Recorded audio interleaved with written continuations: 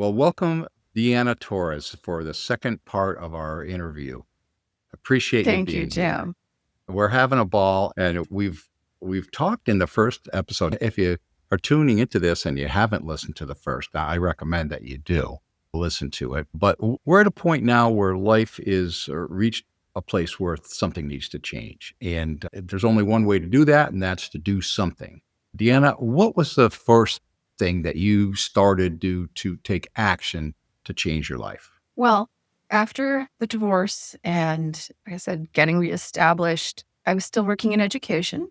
And then I found my new partner, who is wonderful.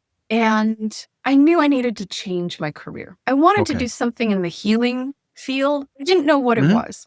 So I did this visualization energy exercise where I created this bubble of light and I put Okay. into it how I would feel when I'm doing the work that I'm called to do. Right. How am I going to Oh, okay. feel? Because I don't know what that work looks like. I don't know where it is. Right. Right. Right. I'm going to Right. feel confident, calm, happy, excited to do this work. My clients, whoever it is, are going to come. It's going to be a good fit. I'm just putting all these emotions of how I'm going to feel into this bubble. It reminds me of law of attraction, It right? is in a way. I'm putting in In it. a way, you're going to visualize, you're going to feel it. You want to I feel want to it. feel the emotion of it, leaving open Yes. what it will look like because I don't know. Right. Right. So I did that No. over the course of the week. I did that about 3 times. It just kind of sent it off going, okay, I don't know. Well, after that, I was in like the next week, right after I had done that 3 times, 3 different people at 3 different times didn't know each other in 3 different places came up to me. And as we were talking, said, you should think about hypnotherapy. And Really? Oh my the gosh. first time that happened, I said, I don't even know what that is. Okay, Right. fine. Right. The second person, I was like, well, that's interesting coincidence. Okay. And the third time I went, okay, fine. Okay, fine. Okay, fine. All I right. All got it. righty. I All know. right. I got So it. the amazing thing, I went home and I Googled hypnotherapy school, Sacramento. And the one that I went to at the time was here in Sacramento. And so I Okay. looked it up. And the next night, she was having kind of this open house. Is hypnotherapy right for you? For training, right Oh for my you? goodness. Because she was going to start the year-long training program that Oh, weekend. So Tuesday I wow. looked it up. Wednesday I went to the program. I knew by the end, I was like, of course. But I told her I had to think about it. Thursday I enrolled and Friday I started. So Oh, it was wow. the timing. It was Wow. just boom, boom, boom. So I'm like, that's just, you couldn't have asked for that. Not an No, accident. no.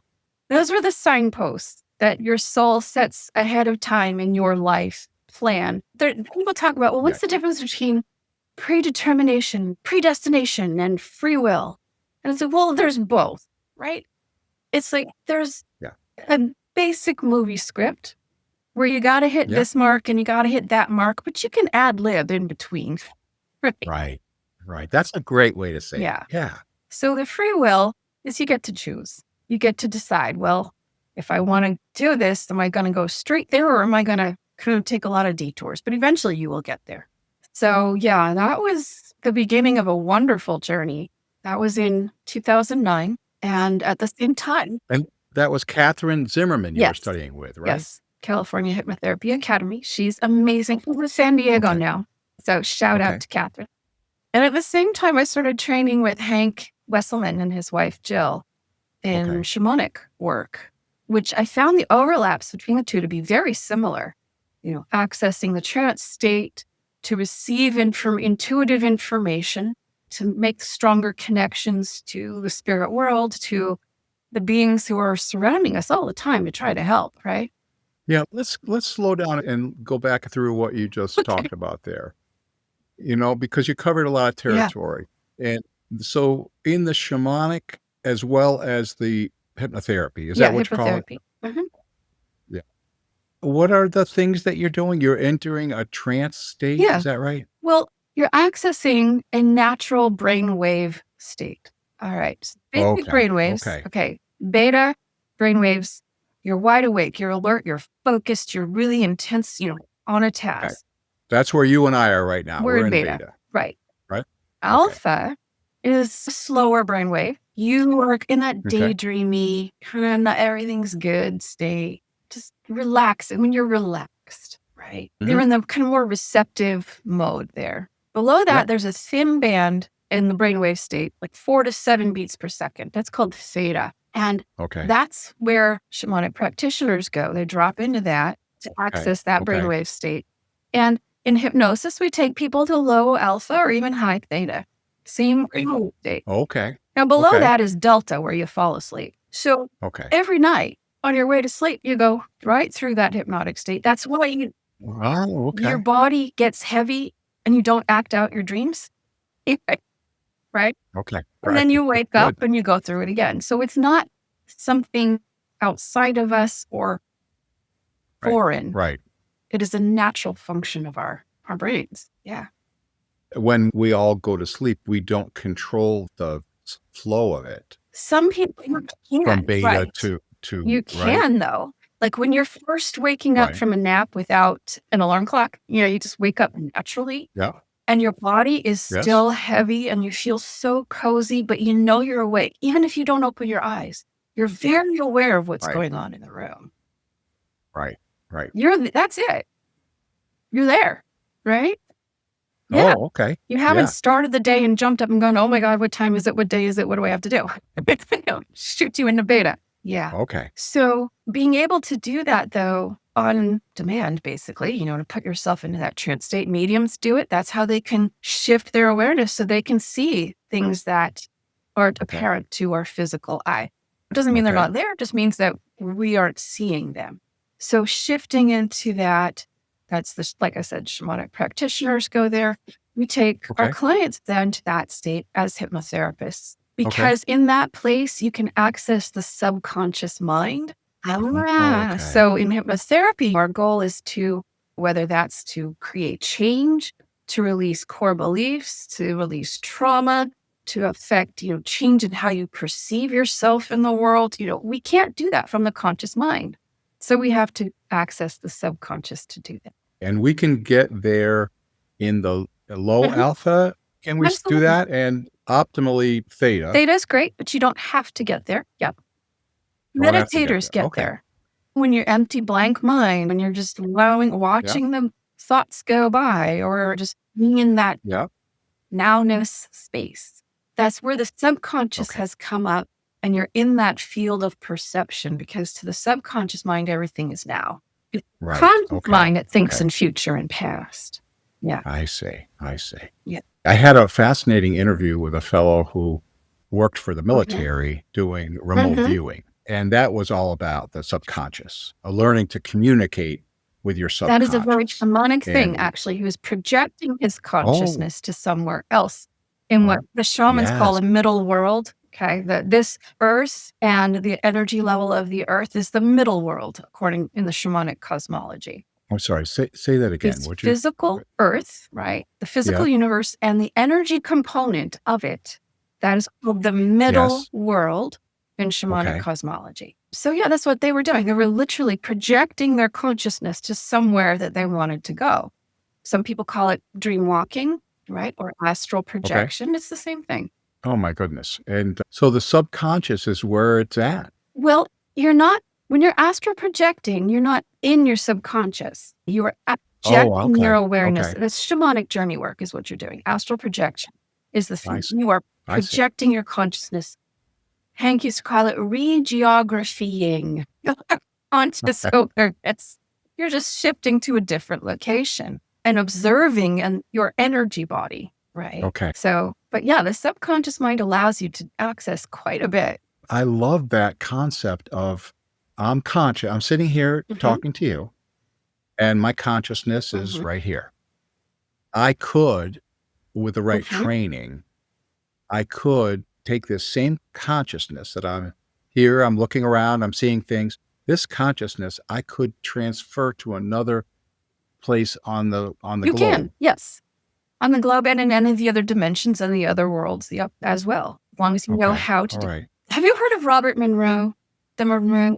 Yeah, I Way have. back in the 80s, 70s, 80s.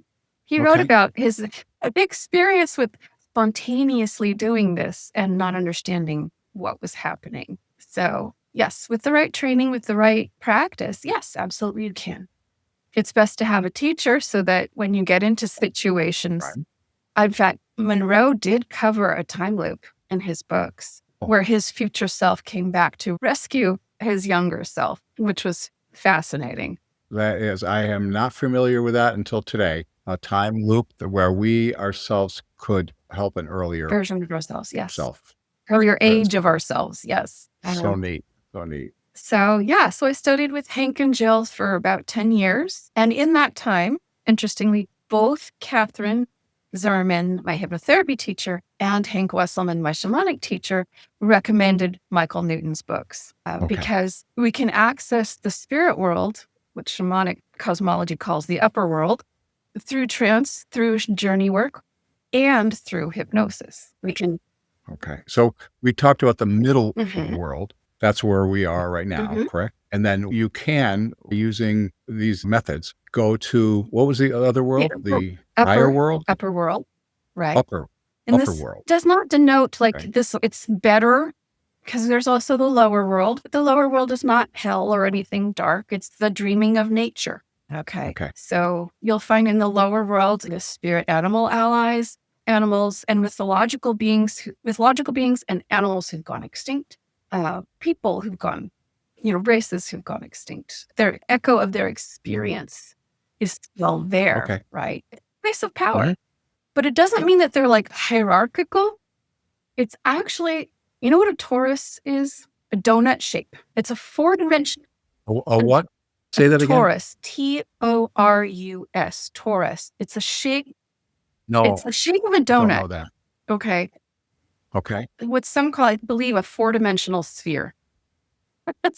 So you can go so far down in the lower world, but what happens is you start shifting around and then you end up in the upper world. All connected, right? You can go so far up in the upper world that eventually you'll come up and go, whoa, where you're in the lower world. But it's not hierarchical like heaven and hell, that sort of thing. Okay. It's just denoting in the upper world, you're working with what Hank called the organizing intelligences, the higher organizing intelligences. So the beings of light, the council, your guide, your soul self who stays in the spirit world, and other beings and other places beyond that. But I don't want to get too far off of where we're going today. No, but there are a lot of things that came to my mind there. So let's keep going as we're going. I think where we're going is Dr. Michael Newton. Yes. So in 2011, I studied at the Newton Institute, and because the training was here in California, Dr. Newton and his wife Peggy also came to the training, even though he was retired at the time. But it was really wonderful to be able to he couldn't stay silent. The teachers would say something, he'd be like, oh yeah, then he'd end up in the front teaching us. So his work. A wonderful opportunity for you to come along at that time when he was still involved like that. Yeah. And I mean, it's still the Michael Newton Institute's very top level now, but how nice that you got a chance to be there when Michael Newton. Yeah, that was a real blessing. Again, I believe that was one of those preordained times. Yep, absolutely. And because with his work in hypnosis and taking his clients to explore the spirit world, right? Beyond this, see, in the energy level of the earth. Okay, let me back up a little bit here. You have a physical body and an energy body, right? Right. Well, the earth has the physical body and an energy body. We call that the astral planes. Okay. So in your energy body, all your thoughts and your emotions and your concepts and your constructs and the matrix of who you think you're allowed to be, all that's there in your energy body, right? Okay. Now in the earth's energy. Would that be my consciousness? Your consciousness, yes, is not fixed in your body. Right. No. Is that, so that's in the energy body? Correct. Right. It's not the same as the physical body. It's not the same. It's a separate. It's not. That's right. separate. That's why people Right. can remote view or go travel, because they're taking Right. their consciousness out of their body and traveling in their energy body. Okay. Okay. And when their physical body ceases to function, then their energy body Mhm. remains and goes Yes. from there. And you can actually step Okay. out of not only the physical and the energetic, but you can even step out of into the etheric, which allows you to go even farther. But that's for another day. So Oh my God, that is that's for for another another day. day. You can count Okay. on it. So in the Earth's energy body, in the astral level of reality, Okay. every heaven, every hell, every afterlife that humans have ever invented exists as a thought form. We've created it. Every movie character, they exist Okay. as this energy pocket because we are creators. We create, right? And so Right. what we imagine Right. and dream, especially like we think of pop culture and the movies that are worldwide, you can run into Captain Jack Sparrow out there because he's so, or Winnie the Pooh. Or if you're into horror, you can meet some of those characters out there too, because they exist as thought forms with billions of people believing in them, giving them force and focus and shape and personality. Okay. So Okay. in that level of reality, every heaven, every hell, every afterlife, every Valhalla, every Hades, every Elysium, Muslim paradise, it all exists as a thought form out there in the energy level of Earth. But that's not the spirit world. The spirit world, Let me stop you. Let me stop you there. I'm thinking Akashic records when you're talking that about those exists in the higher thoughts. levels. That's beyond the Earth's Oh, energy body. Okay. okay. So, but you're talking about these things, my belief in a fictional Mhm, character and giving it mhm. energy. How does it exist? Well, the word is thought form. Buddhists call them tulpas. Okay. It's a thought Okay. form. It is Thought form. a form made of thoughts that you can is created, given focus, given shape, given energy, and it exists in the psyche of humans, and especially if it's something that's worldwide. Okay. Or Okay. held over many hundreds or thousands of years Santa Claus. is a thought form. Thought Yes. form. People all over the world thinking about St. Nicholas, Mhm, Santa Claus, mhm. whatever, and putting a lot of Yep. thought into it. That's a thought Yes. form. And all the Okay. variations of Santa Claus based on the different cultures all around the world, not Right. just Thought one, form. right? Yeah. Right. Yes. So, so after someone dies, Yes. depending on where they believe they should go, Hmm. they will either, if they're aware enough, they'll skip it and go to the spirit world. If they're not, they will end up in one of those thought form places. It's not bad. It's Oh, not good. According to the spirit world, you're just continuing to have an experience for that lifetime. That lifetime isn't over yet, right? okay. But those places are not the spirit world. That is beyond Okay. the energy level of reality. That is in the spirit level of reality. And that's where Dr. Newton discovered you can take clients by taking them deep enough to connect to the subconscious, which is always connected to the spirit world. That's how he Okay. was able to access who are you between lives? Where do you go between lives? What do you study? Right. What do you learn? And you are not your soul.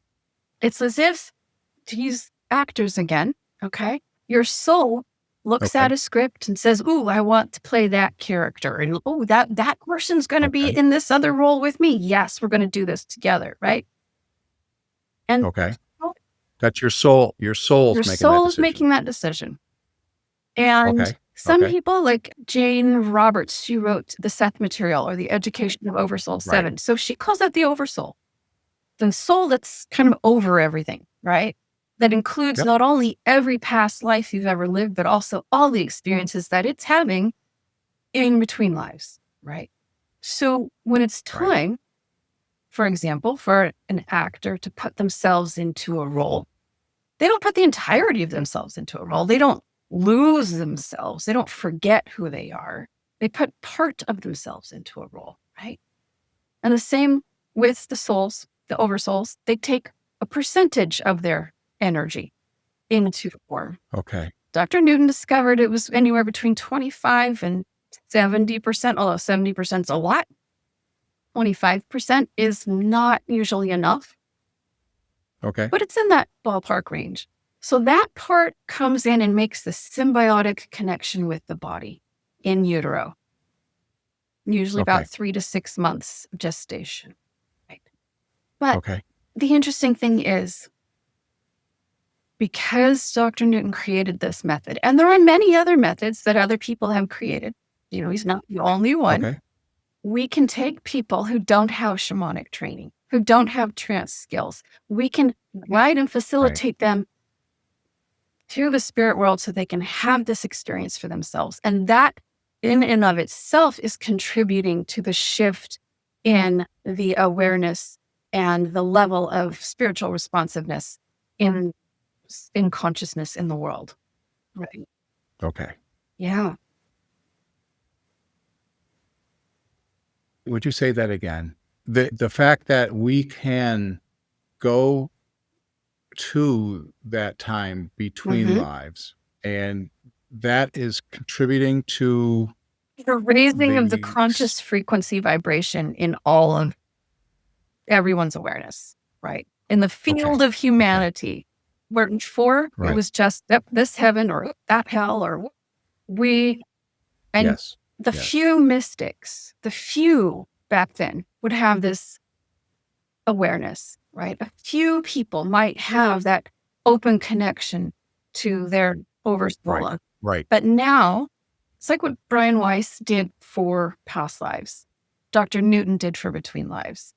And I'd love to see it branching out and being expressed in other ways as well, and other methods of getting there. But this is how I was trained. And yes, because more people are now having experienced it over the last 30 years. Right. We are starting to see a shift in the people who are coming to us who are now more spiritually prepared and can access it easier. Yeah. Okay. There is a training that is offered by the Michael Newton Institute for a select few people to learn how to do this, assisting people to go to that life area, between lives. You do have to have hypnotherapy training and past life regression training. And more than just reading from a script, it needs to be transpersonal hypnotherapy training and some experience, at least 1.5 years of experience doing past life regression and transpersonal hypnotherapy work. So there are some prerequisites because it's an advanced training. Yeah. What is transpersonal? Okay, so transpersonal is, we back up because there's also client-centered and then there's script-based. So there are hypnotherapy schools that will teach you how to hypnotize someone. Here, use the script, read this, modulate your voice and your pitch and your tone. And then we're going to relax the client and read a script to change behavior and then re-alert. Okay, that is a script-based hypnotherapy. Okay. In contrast, client-centered is where the client is speaking to you while they are in trance. Okay. You are working together with them. You are working to affect goals. They're telling you what they're experiencing and you are in response to them. And then transpersonal is not only are you doing client-centered, but it's also connected to all the other beings, ancestors who love the client, the soul, the guide, any other spirit. I call them spirit allies. So we call them guides with the lowercase g, the others who are there to support the client in this work. So it's not, as opposed to script-based, which is you relax, I read to you, you're done, change will happen, right? You have to listen to the recording over and over. This is kind of, there are no roads. Yes. Let me just jump in.